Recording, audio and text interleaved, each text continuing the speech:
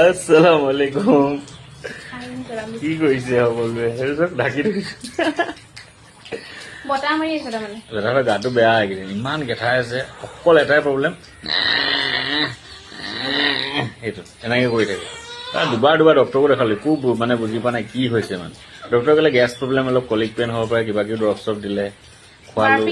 বাৰ্পিং কৰিব লাগে, বাৰ্পিংটো time to time বাৰ্পিং কৰে। এবাৰ খাই এবাৰে উগাৰ মাৰিব নহয়, সেইটো উগাৰে মাৰি নাথাকে।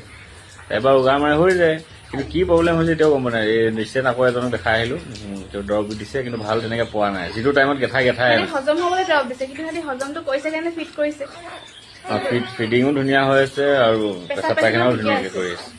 চাওঁ এতিয়া কাইলৈ পৰহিলৈকে যদি বেছিকে এনেকে প্ৰব্লেম হৈ থাকে। জানে ক'বচোন, যেনে গেঠাই থকা আৰু বলি থকা কি কাৰণ আমি নাজানো ন, বহুত দিগদাৰ হয়, ভয় লাগি যায়গে। কিন্তু চবেই কোৱা মতে একো নাই, থাকেই, কিন্তু অলপ বেছিকে আমি দেখো ন, আমি ওচৰত থাকো যিহেতু। বেছিকে গেঠাই থাকে, একদম মানে হাড় পায়ে গেঠাই থাকে, অলপ দেৰি ফ্ৰীলি নাথাকি। অকণমান টাইম শুৱে, তাৰপিছত আকৌ গেঠাই মানে বল দিয়ে, এনেকুৱা টাইপ।